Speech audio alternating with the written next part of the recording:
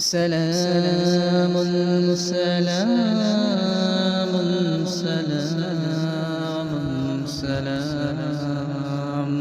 سلام سلام سلام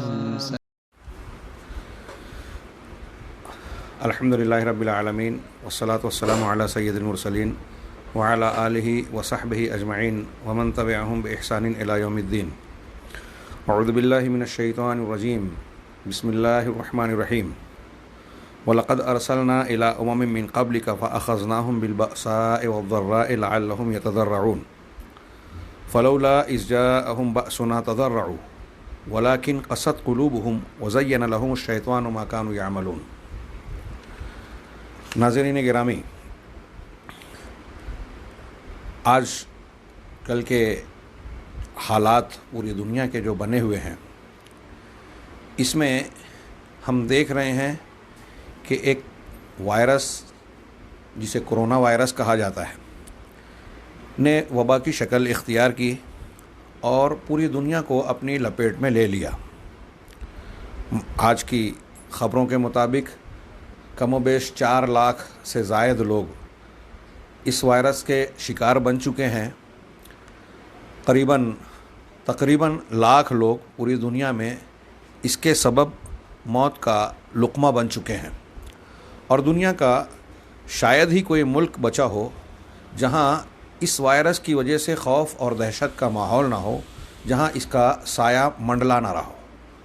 یہ جہاں ایک بیماری کی شکل میں انسانوں کے لیے مسئلہ اور سوالیہ نشان تھی ہی، اس کے خوف اور دہشت کی وجہ سے اس کا مقابلہ کرنے کے لیے حکومتوں نے اور طبی ہدایات نے جو تدابیر اختیار کرنے کی تعلیم دی، اسے جب دنیا نے اختیار کیا تو نتیجے میں پوری دنیا کی معیشت بھی متاثر ہے، سماجی تانے بانے اور ڈھانچے بھی متاثر ہیں، اور ہر جگہ ایک خوف، دہشت، پھر اس کے ضمن میں اس کے جلوں میں بھوک اور بہت سارے دوسرے مسائل بھی بڑھتے نظر آ رہے ہیں. ایسے میں کئی جانب سے لوگوں کی طرف سے یہ مطالبہ آیا کہ اس سلسلے میں شریعت کی کیا رہنمائی ہے، ہمیں حوصلہ اور ہمت دلانے کے لیے اس سلسلے میں کچھ باتیں عرض کی جائیں. میں نہیں سمجھتا کہ اس سلسلے میں علماء خاموش ہیں. ماشاء اللہ اہل علم، قرآن و حدیث کو جاننے والے اپنے اپنی طاقت، قوت اور دائرہ کار کے اعتبار سے اس سلسلے میں رہنمائی اور اپنے فریضے کی انجام دہی کو گویا بخوبی نبھا رہے ہیں. یہاں میں کچھ باتیں عرض کرنا چاہتا ہوں کہ ایک مومن ہونے کی حیثیت سے ہمیں کوئی بھی دنیا کا واقعہ، حادثہ اور معاملہ قرآن و حدیث کی نگاہ سے اس کے آئینے میں دیکھنا چاہیے. بہت ساری قرآن کی آیات اور حدیث، میں نے ایک آیت سورہ انعام کی یہاں تلاوت کی جس میں اللہ تبارک و تعالیٰ نے ارشاد فرمایا وَلَقَدْ أَرْسَلْنَا إِلَىٰ أُمَمٍ مِّن قَبْلِكَ، کہ ہم نے آپ سے پہلے دوسری بہت ساری قوموں اور امتوں کی طرف رسولوں کو، پیغمبروں کو بھیجا، اپنی تعلیمات اور پیغامات کو ان کی طرف نازل کیا. پھر ان کا جو بھی رویہ رہا، اس کے بعد اللہ تعالیٰ نے ذکر کیا فَأَخَذْنَاهُمْ بِالْبَأْسَاءِ وَالضَّرَّاءِ، ہم نے انہیں تنگ دستی اور بیماریوں میں پکڑ لیا. البأساء کی تشریح کرتے ہوئے اہل علم کہتے ہیں کہ وہ تکالیف جو انسان کو مالی اعتبار سے درپیش ہوں، مالی پریشانیاں جو آتی ہیں، اسے بأساء سے تعبیر کیا گیا. اور الضراء وہ تکلیفیں جو انسان کو جسمانی طور پر دکھ، درد اور بیماری کی شکل میں لاحق ہو، اسے الضراء کہتے ہیں. قرآن کہہ رہا ہے کہ ہم نے لوگوں کو مالی تکلیفوں میں اور جسمانی تکلیفوں میں، یعنی بیماریوں میں مبتلا کیا. اب اسے آج کے ماحول میں آپ فٹ کریں کہ کرونا وائرس کے پھیلنے سے انسان جو اس کا شکار بنتا ہے، یہ بیماری میں مبتلا ہوتا ہے، اور اس بیماری کے خوف سے جو کاروبار بند ہے، لاک ڈاؤن کیا گیا ہے، لوگوں کو محصور کر دیا گیا ہے، اس کی وجہ سے کاروبار بھی ایک طریقے سے ٹھپ ہوتا جا رہا ہے، معیشت پر زبردست ضرب پڑ رہی ہے. تو مالی اعتبار سے بھی تنگی اور تنگ دستی کے معاملات درپیش ہو رہے ہیں. تو یہ دونوں صورت بن رہی ہے. بلکہ میں تو یہ کہوں گا کہ اللہ تبارک و تعالیٰ نے جو قرآن میں سورہ بقرہ میں کہا وَلَنَبْلُوَنَّكُمْ بِشَيْءٍ مِّنَ الْخَوْفِ وَالْجُوعِ وَنَقْصٍ مِّنَ الْأَمْوَالِ وَالْأَنفُسِ وَالثَّمَرَاتِ، کہ ہم تم کو ضرور ضرور آزمائیں گے، کچھ خوف کے ذریعے سے، کچھ بھوک کے ذریعے سے، بشیء من الخوف والجوع ونقص من الاموال والانفس، اور مال میں، جان میں اور پھلوں میں کمی کر کے۔ اب یہ جتنی چیزوں کو یہاں ذکر کیا گیا کورونا وائرس کے ضمن میں، یہ ساری چیزیں ہمیں دکھائی دے رہی ہے۔ اس سے ڈر اور خوف بھی لوگوں کے اندر بڑھتا جا رہا ہے۔ ہاں، اس کی وجہ سے بھوک کا خطرہ بھی بڑھتا جا رہا ہے، ترقی پا رہا ہے، بلکہ بہت ساری جگہ تو لوگ بھوک اور پیاس کا شکار ہو رہے ہیں۔ بعض علاقوں میں کسی نے بھوک کی وجہ سے خودکشی بھی کر لی۔ تیسری چیز، جانوں میں، مالوں میں کمی، یعنی ہمارے کاروبار ٹھپ ہو رہے ہیں، کاروبار بند ہیں، کچھ لوگ اس بیماری سے شکار ہو کے مر رہے ہیں۔ بعض جگہوں سے یہ خبر ہے کہ کورونا وائرس کا شکار نہ ہوتے ہوئے بھی خوف اور دہشت کی وجہ سے کچھ لوگ پریشر میں مبتلا ہو گئے یا رعب اور دہشت کا شکار ہو گئے اور نتیجے میں موت کے منہ میں چلے گئے۔ تو یہ ساری شکلیں اللہ تعالیٰ کہہ رہا ہے کہ خوف، بھوک، جان، مال اور پھلوں میں کمی، ہم تمہیں اس سے آزمائیں گے۔ یہ اللہ تعالیٰ کی ابتلا اور آزمائش ہوتی ہے۔ وَلَنَبْلُوَنَّكُمْ بِشَيْءٍ مِّنَ الْخَوْفِ وَالْجُوعِ وَنَقْصٍ مِّنَ الْأَمْوَالِ وَالْأَنفُسِ وَالثَّمَرَاتِ وَبَشِّرِ الصَّابِرِينَ، ایسی صورت میں صبر کرنے والوں کو بشارت دے دیجیے۔ مطلب یہ ہوا کہ ان آزمائشوں میں کامیابی ان کے لیے ہے جو آزمائش کے مقام پر صبر کا دامن پکڑے ہوئے رہتے ہیں۔ صبر کیا؟ صحیح ایمانی کردار کے ساتھ حق پر جمے رہنا، اللہ تبارک و تعالیٰ کے فیصلے پر راضی رہنا، زبان سے بھی دل سے بھی شکوہ شکایت نہ کرنا، اللہ کے فیصلوں پر اعتراض نہ کرنا، اور پھر اس کے نتیجے میں اپنے اعضاء و جوارح سے بھی ایسی حرکت نہ کرنا جو صبر کے خلاف ہو۔ اللہ تبارک و تعالیٰ نے اس ساری قسم کی کہا کہ ہم نے مختلف پچھلی قوموں کو بھی مالی تکلیفوں میں اور جسمانی تکلیفوں میں مبتلا کیا۔ یہاں اس آیت کو اور اس آیت کو ملا کر آگے میں پڑھ رہا ہوں، کیوں کیا؟ یہاں کیا وجہ بتائی؟ لعلہم یتضرعون، یہ اس لیے کیا کہ وہ لوگ تضرع اختیار کریں۔ تضرع کا معنی آپ لغت میں دیکھیں گے تو کہتے ہیں عاجزی سے دعا کرنا، چپکے دعا کرنا یا ذلیل ہونا۔ معنی یہ ہے کہ ہم نے، اللہ تبارک تعالیٰ یہاں ارشاد فرما رہا ہے کہ ہم نے لوگوں کو تنگ دستی اور بیماریوں میں اس لیے مبتلا کیا کہ وہ اللہ تعالیٰ کے سامنے جھک جائیں، اللہ کے سامنے گڑ گڑائیں، اللہ سے دعا مانگیں۔ آج میں اپنا ذاتی طور سے اپنا مشاہدے کی بنیاد پر یہ کہتا ہوں کہ کرونا وائرس کا خوف جس طریقے سے دنیا میں پھیلا ہے، ہاں، یہ کوئی معمولی خوف نہیں ہے۔ اس سے پہلے کی وبائیں جو بھی ہوتی رہی ہوں تعاون کی شکل میں یا دوسری شکلوں میں، اس میں اور اس میں کچھ فرق نظر آتا ہے۔ ایک فرق تو یہی نظر آتا ہے کہ اس میں ایک آدمی اگر متاثر ہو گیا تو اس سے تعلق میں آنے والا شخص، اس کی چھوئی ہوئی چیزوں کو چھونے والا ایک مخصوص وقت کے اندر، اگر دروازے کا ہینڈل میں نے پکڑ لیا، میں متاثر ہوں، اور گھنٹہ 2 گھنٹہ یا اس کی جو مدت ہے وائرس کے جینے کی، اس مدت میں کسی دوسرے نے چھو لیا تو وہ بھی متاثر ہو سکتا ہے۔ ہاں، اس نتیجے نے سوشل ڈسٹینشن، فاصلاتی سماجی فاصلہ اختیار کرنے کی جو تلقین کر رہے ہیں، جس کی بنیاد پر اس نے جمعہ اور جماعت سے ہم کو روک دیا، جس پر بہت سارے لوگ ہمارے یہاں کم علم لوگ سوال اٹھا رہے ہیں کہ بھائی جمعہ کی نماز ہم نہیں پڑھ رہے ہیں، جماعت نہیں پڑھ رہے ہیں، تو اس میں کیا حکمت ہے؟ پوری دنیا کے علماء کرام اس پر متفق ہیں۔ اس بیماری کا معاملہ ایسا ہے کہ سماجی اختلاط سے، میل جول سے یہ بیماری 1 سے 4، 10، 15، 20 اور پھر تیزی سے اس میں اضافہ ہو سکتا ہے۔ لہٰذا اس کی روک تھام کا ایک پہلا یا احتیاطی تدبیر کا پہلا قدم یہ ہے کہ لوگ ایک دوسرے سے رابطے میں نہ رہیں، اور اسی بنیاد پر ازدحام اور اجتماع کے ہر معاملے سے دنیا میں روک اور پابندی لگائی جا رہی ہے۔ اور اسی کے پیش نظر شریعت کی تعلیمات کی روشنی میں، جیسے اللہ نے کہا لا تلقوا بأیدیکم الی التہلکہ، قرآن کی آیت ہے، اپنے آپ کو ہلاکت میں نہ ڈالو۔ اسی طرح قرآن کی اللہ کے رسول ہم کو فرمانے لا ضرر ولا ضرار، کہ دین میں نہ خود نقصان اٹھانا ہے نہ دوسروں کو نقصان پہنچانا ہے۔ اب آپ اگر میل جول رکھتے ہیں اس وائرس کے پھیلاؤ کے ماحول میں، تو ہو سکتا ہے کہ آپ خود کسی سے متاثر ہوں، اور پھر آپ متاثر ہونے کے بعد اپنے اہل خانہ کو، اپنے گھر والوں کو اور اپنے سے ملنے والے لوگوں کو متاثر کرتے جائیں۔ لہٰذا طبی اصولوں کی بنیاد پر اور شرعی ضابطوں کی بنیاد پر، شرعی تعلیمات کی روشنی میں لوگوں نے یہ فتویٰ دیا۔ اور اس سلسلے میں نے خوف کی بات کی ایک خوف تو وہ ہوتا ہے جو فطری طور سے ایک انسان کو ہوتا ہے، کسی سانپ آ گیا، بچھو نے کاٹ لیا، تو ایک فطری خوف ہوتا ہے جو جائز ہے۔ حضرت موسیٰ کے سامنے جادوگروں نے لاٹھیاں رسیاں ڈالی، وہ ڈر گئے، قرآن نے کہا۔ ایک خوف وہ ہے جس میں انسان عقیدے اور تعظیم کی بنیاد پر ڈر میں مبتلا کرتا ہے اپنے آپ کو، اور اس کی بنیاد پر کچھ قدم اٹھاتا ہے اور ذہن و دماغ میں رچا بسا لیتا ہے کہ ایسا ہوگا اور ایسا نہیں ہوگا۔ وہ خوف، ایمانی خوف یا اعتقاد والا خوف، یہ خوف صرف اللہ سے ہونا چاہیے۔ ہاں، آدمی کو یہاں جو بیماریاں، پریشانیاں، تکالیف درپیش ہوتی ہیں، میں یہ عرض کرنا چاہتا ہوں کہ یہ یقین ہونا چاہیے مومن بندے کو کہ یہ اللہ تبارک و تعالیٰ کے حکم کی پابند چیزیں ہیں۔ اللہ تعالیٰ تنگ دستی میں، بیماریوں میں مبتلا کر رہا ہے، تو اس کا ایک فائدہ یا ایک نتیجہ یہ نکلنا چاہیے اہل ایمان کی طرف سے کہ ہم اللہ تبارک و تعالیٰ کے جناب میں گڑ گڑائیں، جھکیں۔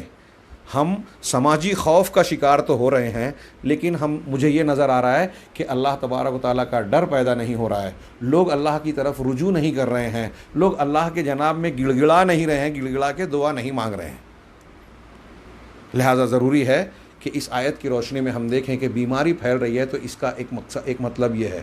اور میں نے خوف کی جو بات کی، مجھے اس سلسلے میں اپنی ذاتی بات کہوں کہ میں نے جب یہ دیکھا کہ کرونا وائرس سے متاثر شخص اگر کوئی موت کا شکار ہوتا ہے تو اس کے جنازے میں لوگوں کو شرکت کا موقع نہیں مل رہا ہے، لوگ شریک نہیں ہو پا رہے ہیں، لاک ڈاؤن کی وجہ سے بھی اور کرونا سے متاثر ہونے کی وجہ سے بھی۔ نتیجہ یہ نکل رہا ہے کہ اس کی نماز جنازہ میں لوگ شریک نہ ہو پائیں، یا جو شریعت کے جو اصول ضابطے ہیں تجہیز و تکفین کے، وہ پورے طریقے سے انجام نہ دیے پائیں۔ ایسا شخص واقعی ایک طریقے سے محرومی کا شکار ہو رہا ہے کہ اسے مسلمانوں کی دعا اور نماز جنازہ بھی میسر نہیں ہو رہی ہے۔ تو اس تناظر میں تو واقعی یہ بیماری دوسری بیماریوں کے مقابلے میں مادی اعتبار سے ایک چیز کو فکر میں ڈالنے والی ضرور ہے، لیکن اس کے باوجود اہل ایمان کے نزدیک جو ہے یہ چیز ذریعہ بنتی ہے کہ اللہ تبارک و تعالیٰ کی طرف ہم پلٹیں، اور یہ یقین رکھیں کہ دنیا اور کائنات میں جو بھی حوادث اور واقعات ہو رہے ہیں وہ اللہ تبارک و تعالیٰ کی مشیت کے تابع ہیں۔ ما شاء اللہ کان وما لم یشاء لم یکن، یہ ہمارے ایمان کا حصہ ہے۔ اللہ تبارک و تعالیٰ القیوم ہے، رب العالمین ہے، وہ ربوبیت اور اس کی قیومیت کائنات کا نظام چلا رہی ہے، وہ یدبر الامر کائنات کا نظام چلا رہا ہے، بندوبست کرتا ہے۔ تو جو وہ چاہتا ہے کائنات میں وہی ہوتا ہے، جو نہیں چاہتا نہیں ہوتا۔ وہی الملک ہے، بادشاہ ہے، اسی کا تصرف چلتا ہے۔ یہ پہلے ذہن میں بٹھا لیجیے کہ اللہ کی مشیت کے بغیر ایک پتہ بھی اس کائنات میں نہیں ہلتا، اور اللہ تبارک و تعالیٰ نے صاف صاف ارشاد فرمایا ہے۔ یہی چیز ہم کو، جو میں نے صبر کی بات کی، یہی عقیدہ ہم کو صبر پر اور اللہ تبارک و تعالیٰ کے اوپر بھروسہ اور توکل کرنے پر ابھارنے میں سب سے بڑی مددگار بھی ہے یہ عقیدہ۔ حضرت عبادہ بن صامت رضی اللہ تعالیٰ عنہ ایک صحابی ہیں، علماء صحابہ میں سے، وہ انتقال سے کچھ پہلے اپنے بیٹے کو نصیحت کرتے ہیں، میں اسے یہاں نقل کر رہا ہوں جو آپ نے یقیناً سنی ہوگی، کہ اس کے ذریعے سے ہمارے اندر جو ہے قوت پیدا ہو، ہمت پیدا ہو، اللہ تبارک و تعالیٰ کے قضاء اور قدر پر سر جھکانے کا جذبہ پیدا ہو، اور وہ خوف دور ہو جو انسان کے اندر مایوسی لاتا ہے، حوصلے کو توڑ دیتا ہے۔ ایسا خوف جائز نہیں ہے۔ حضرت عبادہ نے کہا، اپنے بیٹے سے کہا، یا بنیہ، کہ اے بیٹے، انکا لن تجد طعم الایمان حتی تعلم ان ما اصابک لم یکن لیخطئک، کہ بیٹے تم اس وقت تک ایمان کی لذت کو نہیں پا سکتے یہاں تک کہ تم یہ جان جاؤ، یہ یقین کر لو کہ جو کچھ تم کو لاحق ہوا ہے وہ خطا نہیں کر سکتا تھا۔ تم کو اگر کوئی بیماری ہوئی ہے تو اس بیماری سے تم بچ ہی نہیں سکتے تھے، یہ اللہ کا فیصلہ تھا۔ یہ دماغ میں بٹھا لیجئے، اگر کسی کو کرونا وائرس کی بیماری لاحق ہو رہی ہے تو وہ کچھ بھی کر لیتا، اس سے بچ نہیں سکتا تھا۔ جو لاحق ہوا ہے اس سے وہ بچ نہیں سکتا تھا۔ آپ کو کوئی بیماری لاحق ہوئی ہے، کوئی کمزوری آ گئی ہے، آپ کی آنکھ نگاہ کمزور ہو گئی ہے، یا کوئی واقعہ حادثہ پیش آ گیا ہے، تو حضرت عبادہ کہہ رہے ہیں کہ جو تم کو لاحق ہوا، جو تم کو مل گیا، وہ چھوٹ نہیں سکتا تھا، وہ چوک نہیں سکتا تھا۔ جو تیر تمہیں لگا وہ چوک نہیں سکتا تھا۔ وما اخطأک لم یکن لیصیبک، اور جو چیز تم سے چھوٹ گئی، جو تم کو نہیں ملی، خطا کر گئی، وہ تم کو کبھی نہیں مل سکتی تھی۔ یہ یقین ہونا چاہیے تمہیں، یہ دیکھیے ہم ہر نماز کے بعد کہتے ہیں اللہم لا مانع لما اعطیت ولا معطی لما منعت، کہ اللہ جو تو دینے والا ہے وہ کوئی روک نہیں سکتا، اور جسے تو نے روک لیا وہ کوئی دے نہیں سکتا۔ اب بیماری ہو، نعمت ہو، اچھائی ہو، برائی ہو، ہاں چاہے جو چیز ہو، جو اللہ دے رہا ہے، جس نے جو طے کر دیا ہے اسے کوئی نہیں روک سکتا، کوئی نہیں ٹال سکتا۔ اور جو اللہ تبارک و تعالیٰ روک دے، جس کو نہ دینا چاہے، تو کائنات کی کوئی طاقت وہ ہمیں دے نہیں سکتی۔ یہ بنیادی عقیدہ ہمارا ہونا چاہیے زندگی کے ہر معاملے میں۔ یہ عقیدہ ہوگا تو زندگی ہماری آسان ہو جائے گی۔ حضرت عمر بن خطاب کا پیارا جملہ ہے، وجدنا خیر عیشنا بالصبر، ہم نے زندگی کی خوشگواری صبر کے ذریعے سے پائی۔ آپ کے اندر، ہمارے اندر اگر صبر پیدا ہو جائے تو زندگی کے ہر نشیب و فراز میں، برے سے برے حال میں ہم جینے کا سلیقہ جانیں گے، شان سے جئیں گے، خوشحال زندگی جئیں گے۔ اور اگر صبر نہیں ہے تو پھر چھوٹی سے چھوٹی پر تکلیف اور پریشانی بھی ہماری زندگی کو اجیرن کر دے گی، الجھنوں کا شکار کر دے گی، ڈپریشن میں مبتلا کر دے گی۔ ابھی ہم نے ایسے واقعات بھی پڑھے، کلپس دیکھی کہ ایک آدمی ارب پتی ہے، لکھ پتی ہے، ہاں اس کے گھر کے کچھ لوگ جو ہے وفات پا گئے کورونا وائرس کا شکار ہو کر، تو اس نے بھی بلڈنگ سے کود کر خودکشی کر لی۔ ایک مومن بندہ ایسی غلطی نہیں کر سکتا، زندگی کے کسی بھی مرحلے میں، کسی بھی بڑی سے بڑی مصیبت میں ہمت نہیں ہار سکتا، بلکہ وہ ہر حال میں ہنسنا، مسکرانا اور شان سے جینا جانتا ہے۔ کیوں؟ اس لیے کہ اسے اپنے پروردگار پر یقین ہوتا ہے کہ میرا رب اللہ ہے، جو حکیم ہے، جو حی ہے، الصمد ہے، اور اس کے ہر فیصلے میں حکمت و مصلحت پوشیدہ ہوتی ہے، اور جو کچھ اس نے دینا چاہا ہے اسے کوئی بچا نہیں سکتا، اور جو کچھ اس نے ہم کو دے دیا ہے اس کو کوئی روک نہیں سکتا، اور جو روک دیا ہے اسے کوئی دے نہیں سکتا۔ حضرت عبادہ اپنے بیٹے سے آگے کہتے ہیں کہ میں نے اللہ کے رسول صلی اللہ علیہ وسلم کو یہ کہتے ہوئے سنا کہ سب سے پہلے اللہ نے قلم کو پیدا کیا اور اس سے کہا لکھو۔ اس نے قلم نے پوچھا کہ میں کیا لکھوں اے پروردگار؟ تو اللہ نے کہا کہ قیامت تک قائم ہونے والے تمام چیزوں کی تقدیر کو لکھ دو۔ اور پھر حضرت عبادہ کہتے ہیں کہ بیٹے میں نے نبی کریم صلی اللہ علیہ وسلم کو یہ کہتے ہوئے بھی سنا کہ جو شخص اس عقیدے کے بغیر کسی دوسرے عقیدے پر مر جائے تو وہ میرے راستے پر نہیں، فلیس منی، وہ میرے طریقے پر نہیں، میرے منہج پر نہیں۔ یہ سنن ابو داؤد اور مسند احمد کی حدیث ہے۔ اس معنی کی اور بھی حدیثیں ہیں جو صحیح ہیں اور جو ہمارے عقیدے کو مضبوط بناتی ہیں۔ انسان اپنے ذہن و دماغ میں اچھی طرح یہ رچا بسا لے کہ یہ چیزیں جو بھی کائنات میں حوادث ہو رہے ہیں یہ سب اللہ کی طرف سے ہو رہی ہیں، اللہ کی مشیت اور مرضی کے بغیر نہیں ہو رہی ہیں، اور یہ ہو رہی ہیں تو اس کا ایک مقصد قرآن کی اس آیت میں کیا بیان کیا گیا؟ لعلہم یتضرعون، کہ تاکہ وہ جھک جائیں۔ اب اللہ کے سامنے ہم جھکیں تو کیسے جھکیں؟ ہر اعتبار سے اپنے آپ کو اللہ کے حوالے کریں، اپنے گناہوں سے توبہ کریں، استغفار کریں۔ ظہر الفساد فی البر والبحر بما کسبت ایدی الناس، کہ خشکی اور تری میں جو فساد، بگاڑ، خرابیاں پیدا ہوئی لوگوں کے اپنے کرتوتوں کے نتیجے ہیں، قرآن نے کہا۔ تو اب جب ہمارے کرتوتوں کی وجہ سے خرابیاں، بگاڑ، فساد، کورونا وائرس، فلاں بیماری، ڈھما بیماری پیدا ہو رہی ہے تو ہمیں اللہ تعالیٰ کی طرف رجوع کرنا چاہیے۔ ابھی لوگ بیان کر رہے ہیں کہ کورونا وائرس سے جو دنیا کے کاروبار اور معیشت بند ہیں، فیکٹریاں بند ہیں اور بہت سارے معاملات ٹھپ اور رکے ہوئے ہیں، اس کی وجہ سے ایک مثبت نتیجہ یہ لوگوں میں دیکھا جا رہا ہے کہ آلودگی اور ماحول کی خرابی جو ہے وہ کچھ صاف ستھری نظر آ رہی ہے۔ اور لوگ کہہ رہے ہیں کہ اس سے یہ پتہ چلتا ہے کہ انسانوں نے قدرت کے نظام میں دخل اندازی کی، فطری قوانین کی مخالفت کی، اس کا نتیجہ وہ بھگت رہے ہیں۔ بہرحال ہمیں یہ سبق ملتا ہے کہ قرآن کی اس آیت سے کہ ہمیں مصیبت کے اس وقت میں، جب کہ تنگ دستی اور بیماری پھیلتی جا رہی ہے اور اس کا سایہ دراز ہوتا جا رہا ہے، دبیز ہوتا جا رہا ہے، ہمیں اللہ تبارک و تعالیٰ کے سامنے جھکنا اور گڑ گڑانا چاہیے۔ اللہ نے کہا تاکہ وہ گڑ گڑائیں، لیکن لوگوں کا معاملہ کیا ہوا؟ وہ بجائے گڑ گڑانے کے، جھکنے کے، ہم غور کریں کہ کیا پچھلی قوموں کی طرح آج ہمارا بھی معاملہ وہی تو نہیں ہے جو اس آیت میں آگے بیان کیا گیا؟ فلولا اذ جاءہم بأسنا، تو ایسا کیوں نہیں ہوا کہ جب ہماری پکڑ، یہ گرفت ان کے پاس آئی، تضرعوا، تو ایسا کیوں نہیں ہوا کہ وہ اللہ کے سامنے عاجزی اختیار کرتے، جھک جاتے؟ ہاں، مطلب ان لوگوں نے یہ اختیار نہیں کیا۔ آج میں افسوس کے ساتھ کہہ رہا ہوں، اپنے آپ کو شامل کر کے کہہ رہا ہوں کہ ہمارا رد عمل بھی اس عام مصیبت کے حال میں وہ نظر نہیں آتا کہ ہم اپنی غلطیوں پر پشیمان ہوں، اپنے گناہوں سے نادم ہو کر اللہ تبارک و تعالیٰ کے سامنے جھکیں، گڑ گڑائیں، اپنے گناہوں سے توبہ کریں، اپنے معاملات کو درست کریں اور اپنے مظالم کا تصفیہ کریں، جو ہم نے لوگوں پر ظلم کیا ہے اس کو صاف بنائیں۔ ایسا کہیں ہم کو نظر نہیں آتا۔ میرے بھائیوں، اگر ہم اور آپ یہ چاہتے ہیں کہ مصیبتیں ٹلیں تو ہمیں اپنے آپ کو اللہ کے حوالے کرنا ہوگا، اور اللہ کے حوالے کرنا صرف زبان سے نہیں بلکہ دل کی گہرائیوں سے۔ جب ہم اللہ کے جناب میں عاجزی اختیار کریں گے تو ہمارے عمل میں بھی اس کے نتائج آئیں گے کہ ہم اپنے اعمال کو بہتر بنائیں گے، گناہوں سے توبہ کریں گے۔ ہم گناہوں سے توبہ کریں، یقیناً مصیبتیں ٹلے گی۔ لیکن معاملہ کیا ہے کہ ایسا کیوں نہیں ہوا؟ اللہ نے فرمایا سورہ انعام کی اس آیت میں کہ ایسا کیوں نہیں ہوا کہ جب ہماری پکڑ آئی تو انہوں نے اپنے آپ کو جھکایا، عاجزی انکساری اختیار کی، بلکہ ہوا کیا؟ وَلَٰكِن قَسَتْ قُلُوبُهُمْ، لیکن ان کے دل سخت ہو گئے، دل سخت ہو گئے۔ علامہ ابن قیم اور بعض علماء کہتے ہیں کہ دل کی کئی بیماریاں ہیں، ان بیماریوں میں سب سے بڑی بیماری ہے قساوت قلبی، دل کا سخت ہو جانا۔ دل کا سخت ہو جانے سے کیا معاملہ ہوتا ہے؟ یہ ہوتا ہے کہ بڑی سے بڑی عبرت اور نصیحت کی بات آپ سن لیں، قرآن سن لیں، حدیث سن لیں، جنت و جہنم کا تذکرہ سن لیں، دل پر اس کا کوئی اثر ہی نہ ہو۔ آج ہم سننے والے، سنانے والے غور کریں، اپنے دلوں کو ٹٹولیں کہ کیا قرآن و حدیث کو سننے کے بعد ہمارے اندر کوئی تبدیلی واقع ہوتی ہے؟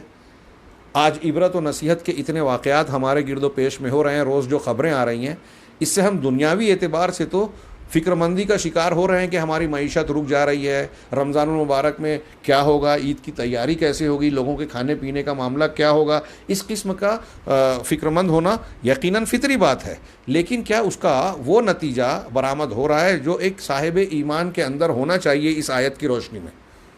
نہیں، ہم ان واقعات اور حوادث سے بھی سبق لینے کے لیے تیار نظر نہیں آ رہے ہیں۔ شاید اسی کی تعبیر قرآن نے کی وَلَٰكِن قَسَتْ قُلُوبُهُمْ، لیکن ان کے دل سخت ہو گئے۔ وَزَيَّنَ لَهُمُ الشَّيْطَانُ مَا كَانُوا يَعْمَلُونَ، اور جو بھی وہ عمل کرتے تھے شیطان نے اس کو خوبصورت اور خوشنما بنا کر ان کو دکھایا۔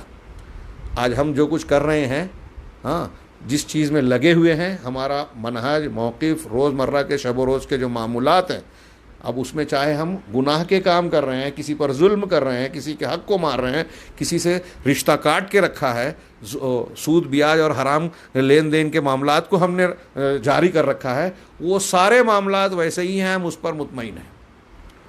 کچھ لوگ کچھ ریلیف کا پیسہ بانٹ کر سمجھ رہے ہیں کہ ہم نے نیکی کر دی۔ ٹھیک ہے، یہ نیکی کا کام ہے اور ضرور کرنا چاہیے۔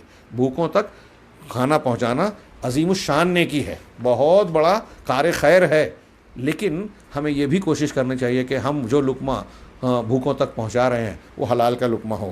ہمارے کاروبار میں، لین دین میں اگر کوئی حرام پہلو ہے، ظلم اور زیادتی کا دخل ہے، تو ہم اس کو صاف کریں اور اللہ تبارک و تعالیٰ سے یہ عہد و پیمان کریں کہ ہم جو ہے نیکی کو اختیار کریں گے اور صحیح راستہ اختیار کریں گے۔ جب ہم اس راستے کو اختیار کرتے ہیں تو قرآن کے مختلف بیانات اور قرآن کی اس آیت کی روشنی میں ہم اللہ تعالیٰ کے سامنے جھک رہے ہیں، اور یہ جو مصیبت، پریشانی اور بیماری کی وبا پھیلی ہوئی ہے، گویا ہم اس کے صحیح مقصد پر پورے اتر رہے ہیں کہ اللہ تعالیٰ نے جس وجہ سے بیماری ہم پر بھیجی ہے، ہم اس مقصد پر پورے اتر رہے ہیں، تبھی یہ بیماری اور یہ پریشانی ہم سے ٹلے گی۔ یہ ایک طرف ہوا روحانی اور دینی معاملے کی روشنی میں۔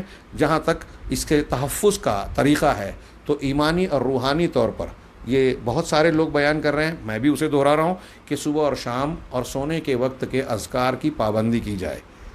اس میں آپ کو کئی ذکر ایسے ملیں گے کہ آپ نے اگر صبح اور شام پڑھ لیا تو اللہ تبارک و تعالیٰ آپ کی حفاظت فرمائے گا، کوئی بھی چیز آپ کو نقصان نہیں پہنچائے گی۔ جیسے صبح میں 3 مرتبہ اور شام میں 3 مرتبہ بسم اللہ الذی لا یضر مع اسمہ شیء فی الارض ولا فی السماء وهو السمیع العلیم، یہ پڑھنا۔ شام کے اذکار میں کہا گیا اعوذ بکلمات اللہ التامات من شر ما خلق۔ اسی طرح صبح اور شام کے ساتھ ساتھ جو ہے سونے کے وقت میں جو معوذات بتائے گئے ہیں، قل هو اللہ احد، قل اعوذ برب الفلق، قل اعوذ برب الناس، یہ بڑی جامع دعائیں ہیں۔ اللہ کی توحید کے ساتھ ساتھ اللہ تبارک و تعالیٰ سے کی پناہ میں آنا تمام شرور سے۔ اب آپ غور کیجئے، قل اعوذ برب الفلق من شر ما خلق، میں فلق پھاڑنے والے یا صبح کے رب سے، مالک سے پناہ چاہتا ہوں۔ کس چیز سے؟ من شر ما خلق، ان تمام چیزوں کے شر سے جس کو اس نے پیدا کیا۔ اب کرونا وائرس ہو یا کسی اور بیماری کا کوئی وائرس ہو، کوئی بڑے سے بڑا جانور یا کوئی اور مخلوق ہو، وہ سب من شر ما خلق میں داخل ہو گئے. گویا ہم کرونا وائرس سے بھی پناہ چاہتے ہیں تو من شر ما خلق میں وہ شامل ہو گیا. تو یہ صبح اور شام کے اذکار، یہ 2-3 کی میں نے مثال دی، اور بھی دعائیں ہیں، ہر دعا کے الگ الگ فائدے ہیں، ان کا ہمیں اہتمام کرنا چاہیے اور کوشش کرنی چاہیے کہ معنی اور مفہوم کو سمجھ کر دل کی گہرائیوں سے اللہ کی جناب میں یہ اذکار پڑھے جائیں اور دعائیں کی جائیں. یہ تو دعاؤں کی بات ہے. اس کے علاوہ جو ہدایات اور تدابیر بیماری سے بچنے کے لیے ہمیں بتائی جاتی ہیں طبی اعتبار سے، قرآن و حدیث کہتے ہیں کہ دوا علاج کرو. قرآن حدیث کہتے ہیں کہ خود بھی نقصان نہیں اٹھانا ہے، دوسروں کو بھی نقصان نہیں پہنچانا ہے. اللہ کے نبی صلی اللہ علیہ وسلم نے ہمیں احتیاط اور بچاؤ کے راستے اختیار کرنے کی تعلیم دی. جیسے طاعون کی بیماری جب پھیلی تو حضرت عبد الرحمن بن عوف رضی اللہ تعالیٰ عنہ نے جو روایت بیان کی بخاری وغیرہ میں ہے، حضرت عمر اور لشکر کے لوگوں سے کہا کہ میں نے اللہ کے رسول صلی اللہ علیہ وسلم نے سنا کہ جب تم کسی بستی کے بارے میں سنو کہ وہاں طاعون پھیلا ہے اور تم اس بستی کے باہر ہو تو وہاں اندر نہ جاؤ، اور اگر اس بستی کے اندر ہو تو باہر نہ نکلو. اس روایت سے پہلے جو واقعہ اب صحیح بخاری میں موجود ہے، اس واقعے کو ملحوظ رکھیں. ہمارے ہاں کچھ لوگ اعتراض کر رہے ہیں کہ بھائی ہم جمعہ کی نماز کیوں نہ پڑھیں اور فلاں راستہ کا طریقہ کیوں اختیار کریں. حکومت نے، بھائی صرف ہماری ہندوستان کی حکومت یہ نہیں کہہ رہی ہے، دنیا کے تمام ممالک لاک ڈاؤن کر رہے ہیں اور اجتماع پر پابندی لگا رہے ہیں. عرب ممالک میں علماء اور اطباء کے مشوروں اور فتووں کی روشنی میں جمعہ اور جماعت سے روکا گیا ہے.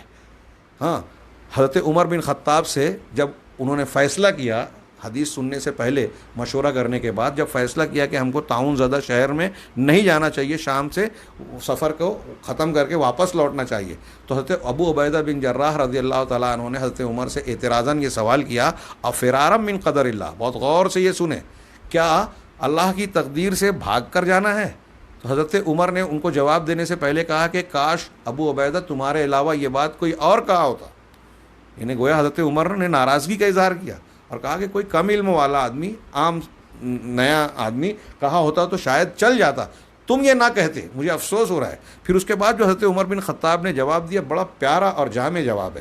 جو لوگ یہاں اعتراض کر رہے ہیں وہ اس جواب کو سمجھ لیں تو میں سمجھتا ہوں اعتراض کرنا چھوڑ دیں گے. حضرت عمر بن خطاب نے کہا کہ نفر من قدر اللہ الی قدر اللہ، کہ ہم اللہ کی تقدیر سے اللہ کی تقدیر کی طرف بھاگ رہے ہیں. پھر انہوں نے ایک مثال دی کہ بتائیے کہ اگر ایک وادی ہے، وادی کے 2 کنارے ہیں.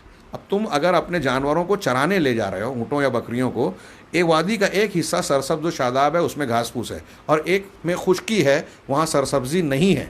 اگر آپ سرسبز علاقے میں اپنے جانور کو لے جا کے چرا رہے ہو تو یہ بھی اللہ کی تقدیر کا حصہ ہے، اور اگر خشک علاقے میں لے جا کے اپنے جانور کو چرانے کی کوشش کر رہے ہو تو یہ بھی اللہ کی تقدیر ہے. ہم اللہ کی تقدیر کے ذریعے سے، یعنی غور و فکر کرنے کے بعد اپنے طور سے جو تدبیر اور بچاؤ کا راستہ ہے وہ اختیار کر رہے ہیں، یہ بھی اللہ کی تقدیر کا ہی حصہ ہے.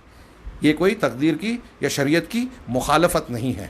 چنانچہ یہ کرنا تھا کہ حضرت عبد الرحمن بن عوف آئے اور جب انہوں نے حدیث سنائی اور حدیث میں وہ چیز، اس چیز کی تائید ہوئی جس کو حضرت عمر بن خطاب نے مشورے کے بعد قبول کیا، تو حضرت عمر فاروق رضی اللہ تعالیٰ نے اللہ تعالیٰ کا شکر ادا کیا، اس کی حمد بیان کی. تو ہمیں تدابیر، بچنے کی تدابیر جو لوگ بیان کر رہے ہیں کہ بھائی حتی الامکان دوری اختیار کی جائے، گرم پانی کا استعمال کیا جائے، ہاں وہ دوائیں، اور خاص طور سے شریعت نے جو بتائی ہے جیسے کلونجی کا اور دوسری چیزوں کا استعمال، جس سے امید ہے کہ ہمیں جو ہے ہمارے جسم کو قوت مدافعت بڑھے یا جراثیم اور مضر اثرات جو ہیں وہ ہمارے جسم سے ختم ہوں اور بیماریوں سے ہم محفوظ رہ سکیں. ان تمام چیزوں کو ہمیں اختیار کرنا چاہیے، ان احتیاطی تدابیر کو اختیار کرنا چاہیے. اسی طریقے سے اسلام نے جن علاج کے یا تحفظ کے طریقوں کو بتایا ہے، تدابیر کو، اس میں خاص طور سے طہارت اور صاف صفائی کی تعلیمات جو دی ہیں، وضو ہے، غسل ہے، اپنے بستر کو، کپڑوں کو صاف ستھرا رکھنا ہے،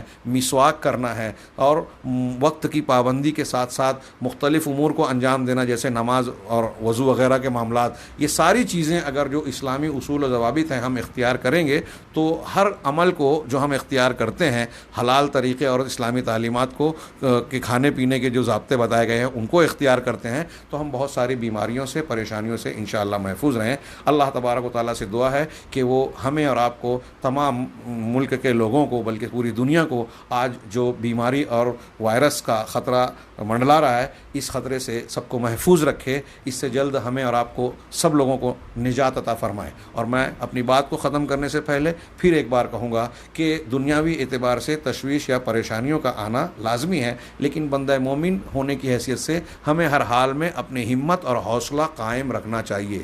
یہی ہمارے ایمان کا اصل تقاضا ہے کہ ہم جو بھی جس حالت میں پہنچیں یہ یقین رکھیں کہ اللہ تعالیٰ نے ہم کو یہ حالت میں اس حالت میں رکھا ہے، یہ پریشانی دی ہے، ہم اللہ تعالیٰ کے فیصلے سے راضی ہیں، اور اگر ہمیں بیمار ہونا ہے تو پھر کوئی بچا نہیں سکتا، اور جب ہونا ہی ہے تو ہم کیوں پریشان ہوں، کیوں ٹینشن لیں؟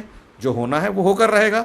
ہاں، ہم اپنے طور سے یہ تدبیر اختیار کریں گے کہ حتی الامکان ہم اس سے محفوظ رہیں، اور اگر ہو گیا ہے تو پھر وہ طریقہ اختیار کریں گے جو اللہ اور رسول کی تعلیم نے دیا، یعنی صبر کریں گے، اللہ پر بھروسہ کریں گے، اور شفا کے لیے صرف اللہ تعالیٰ سے دعا مانگیں گے، اپنے گناہوں سے توبہ کریں گے۔ اللہ تبارک تعالیٰ ہمیں خیر کی توفیق عطا فرمائے، دنیا اور آخرت کے ہر پریشانی سے، بیماری سے اور مصیبت اور فتنے سے محفوظ رکھے۔